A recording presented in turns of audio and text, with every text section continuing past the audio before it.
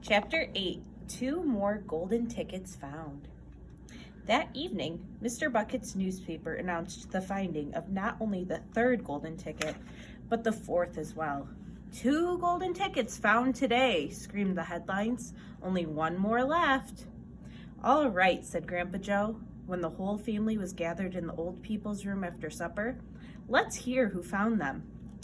The third ticket, read Mr. Bucket, holding the newspaper up close to his face because his eyes were bad and he couldn't afford glasses. The third ticket was found by a Miss Violet Beauregard. There was great excitement in the Beauregard household when our reporter arrived to interview the lucky young lady. Cameras were clicking and flash bulbs were flashing, and people were pushing and jostling and trying to get a bit closer to the famous girl. And the famous girl was standing on a chair in the living room, waving the golden ticket madly at arm's length as though she were flagging a taxi. She was talking very fast and very loudly to everyone, but it was not easy to hear all that she said because she was chewing so ferociously upon a piece of gum at the same time. I'm a gum chewer normally, she shouted, but when I heard about these ticket things of Mr. Wonka's, I laid off the gum and switched to candy bars in the hope of striking lucky. Now, of course, I'm right back on gum. I just adore gum. I can't do without it. I munch it all day long except for a few minutes at mealtimes when I take it out and stick it behind my ear for safekeeping.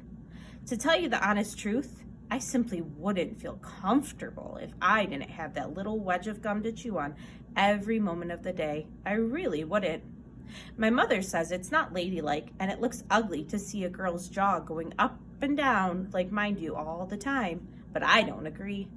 And who's she to criticize anyway? Because if you ask me, I'd say that her jaws are going up and down almost as much as mine are just from yelling at me every minute of the day. Now, Violet, Mrs. Beauregard said from a far corner of the room where she was standing on the piano to avoid being trampled by the mob. All right, Mother, keep your hair on, Miss Beauregard shouted.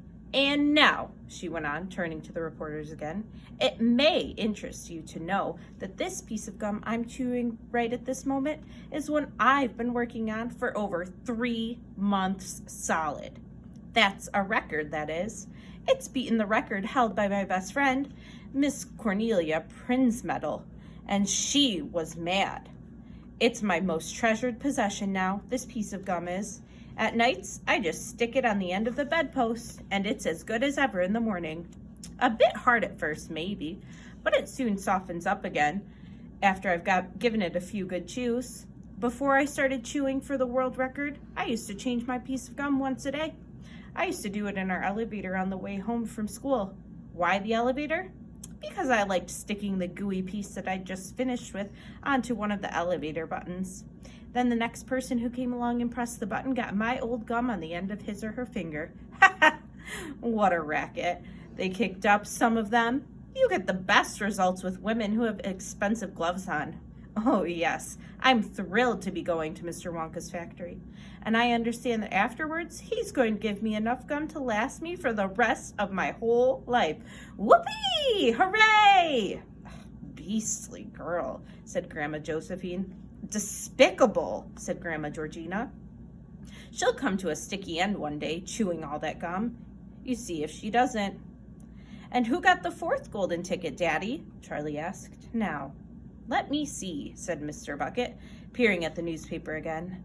Ah, yes, here we are. The 4th golden ticket, he read, was found by a boy called Mike TV. Another bad lot, I'll be bound, muttered Grandma Josephine. Don't interrupt, Grandma, said Mrs. Bucket.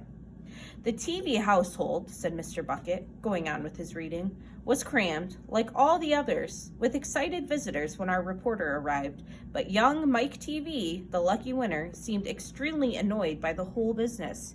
Can't you fools see I'm watching television? He said angrily.